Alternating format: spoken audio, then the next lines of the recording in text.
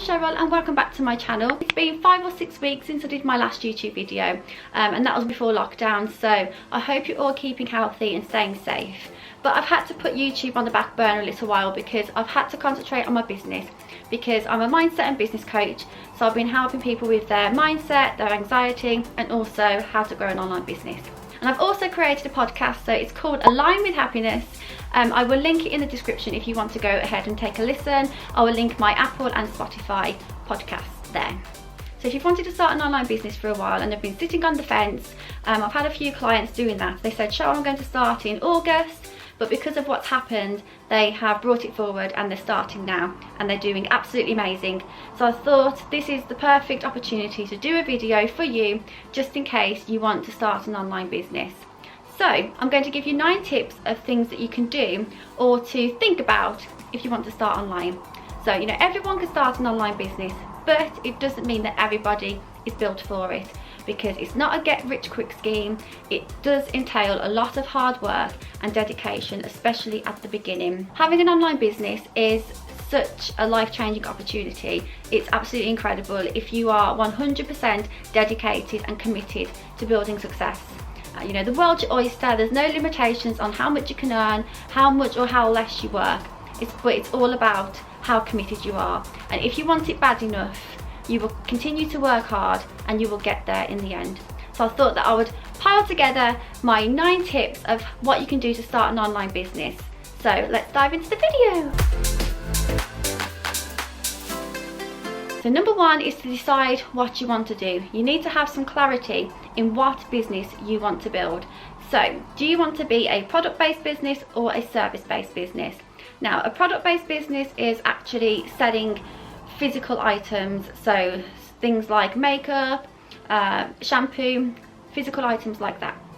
Service-based business is selling your services. So I'm a service-based business. I am a coach and I sell my coaching services. If you don't know what you want to do, then you can try things here and there. You know, you can just dabble a little while. And I did this at the beginning of my online journey. So I started with YouTube. I was a fitness and fashion influencer blogger. So I did that. Then I went into art and how-tos because I love doing art and that's what I've always done as my hobby and it's my passion. So I created profit from my passion, but it didn't fulfill me and that's not where I wanted to be. So I ended up here doing coaching and I absolutely love it. So think about your hobbies, think about the passions you have, because the majority of the time you can make profit from your passion. And if you do something that you enjoy, it doesn't feel like a job. So you could work all the time and you would 100% enjoy what you do. So think about all the hobbies that you do and whether you could make profit from your passion. A profitable business. And number 2 is to create a social media account. So if you already have like an Instagram, if you've got a personal Instagram, you can upgrade it to a business account. So you can change it to a business or creator account. And I do suggest you do that because you can see all the insights and all the statistics that you need to see in order to grow your audience and engagement. So to start with, think about one social media, and you know, whether that's YouTube, Facebook, Instagram, choose one, put all of your energy and all your focus on creating content for that one platform. Because if you have more than one, you're going to be overwhelmed, thinking like, oh, I've got to post on this today, post on that tomorrow. It will overwhelm you and you will end up giving up. So focus on one and put all of your content on there until you start building an audience, and that's when you can start branching out to other platforms. So for me, I started on YouTube, but now I've gone over to Instagram because that's where my ideal clients are. That's where I build my audience. I can be on stories every single day and I can build the KLT factor. So if you don't know what the KLT factor is, that is know, like and trust. So when somebody comes to your profile or channel, they will start to know who you are, they'll know what you do, and then they'll start watching you more and looking at your content more.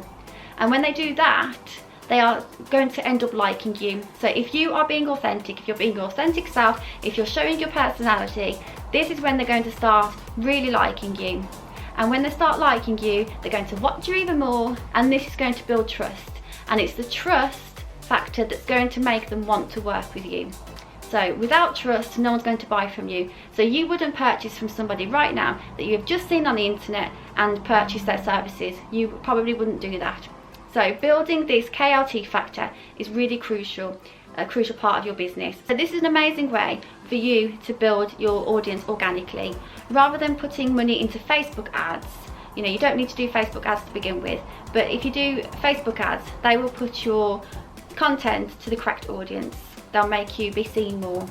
But if you are regular on your, you know, let's say Instagram, if you are regular on your Instagram stories, if you do it every single day, which is like I do, you will start to build your audience. You'll build the KLT factor, you'll get more followers, you'll get more customers and clients, and you'll be building your brand. So choose one social media platform and be consistent. Number 3 is you have to gain a CEO mindset and let go of your employee mindset.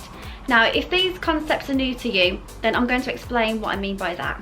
So if you are currently having a 9-to-5 job, if you are an employee, you have an employee mindset. Now, this isn't a bad thing. However, if you want to start a business, an employee mindset is not going to help you. So you need to start letting go of that mindset and gaining the CEO mindset. So if you've got an employee mindset, you are used to having tasks delegated to you, you're used to having to look for approval from people higher than you, like your managers, your bosses and CEOs. You know, for me, when I worked in accounts, I had to get approval and checks signed from barristers. So you're used to thinking in that sense. But a CEO has the big vision of the business in sight. They strategically plan to aim to get to that. That's why you all have deadlines and set tasks to do. So if you want to become the CEO, you have to adopt that mindset that your current CEO and bosses have right now. You need to understand that mindset is everything. In anything that you do, it is 80% of everything that you do, and it's only 20% of the actual strategic side. So, you know, a lot of people don't think that doing business is all the mindset. Everything that you do is mindset. So start thinking like the boss. Start thinking like a CEO. And if you start thinking like that, you'll grow as a person, and then your business will grow. So be willing to go through hard work and effort. And if you do that, if you're 100% fully committed to it, your business will be a success. So now I'm going to talk about investments, because you know this is really important to invest in courses, in coaches, in things that are going to expand your knowledge, not only with your mind but also with your business. And I've done this, you know, all throughout my journey. I've invested. So when you're looking to invest in people, you need to invest in the correct mentors. So find someone that's in your industry, that's where you want to be in the future. So if you end up working with them, they can show you the pathway to it. And you can Google your way, you can YouTube your way into building a business. However, that's going to take so many years, and you probably still won't even get there. But if you work with somebody, they can show you the quick way to success. And you know, I'm not saying that this is a quick fix, because there's no business that's a quick fix. However, they've got the roadmap to success in the area that you want success. So it's always wise to invest in the correct people. And I'll say correct people because there's so many people out there that are selling courses, books, coaching, mentoring, but it doesn't actually mean they can give you the result that you're looking for. So look at their testimonials, look at the people that they've worked with, look at the problem that they solve, and understand whether they can actually get you where you want to be. So do some research, look at the best people that you can invest with and invest in them, because then you'll get to success even quicker. So like I said, it's not a quick fix. There's no quick fix in business or anything in life. So just have that big goal at the end, where you want your business to be, where you want yourself to be, and break that down into small chunks and keep hammering away at the small chunks until you get to the big goal. And you will get there. It will take time, but you will get there in the end. Success will come. Let go of the limiting beliefs, let go of the scarcity mindset, and then you will end up gaining $1 million mindset. Okay, number 4 is to build an email list. Now, if you're thinking, oh, I can't be bothered with email lists, they are super important into building your business. And I'll tell you why. Because if you've got a lot of subscribers, if you've got a lot of followers on social media, and if you're thinking, oh, I'm okay because I've got all my customers on there, you are wrong. Because what if one day all social media disappeared? That means that your followers will disappear, your subscribers will disappear, and that means your ideal clients and your customers and clients will also disappear, and you'll have no way to contact them. So if you get them from your social media accounts to your email list, you will have them on your email list forever, you know, unless they unsubscribe. But no matter what happens, they will be on your email list. So ways to get them on your email list is to create something valuable for them. So this could be free training, a free course series, free guides, free goodies, anything that's going to entice them to think, oh, okay, I really want that. And then they put their email address in exchange for the items.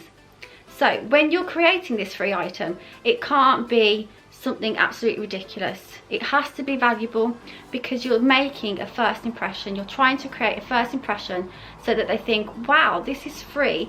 So what is it like to work with them? What will I get in value when I actually pay them? So create something very valuable for them, because then that will just keep continuing to build the trust until they do work with you. So this is really crucial. It's a really crucial part of the business, is to get them to get onto your email list. So create something free, entice them, make it juicy so that they think, yes, I want that. I 100% want that free thing that they're giving me, and then they'll exchange it for their email address. Okay, number 5 is to make an agenda.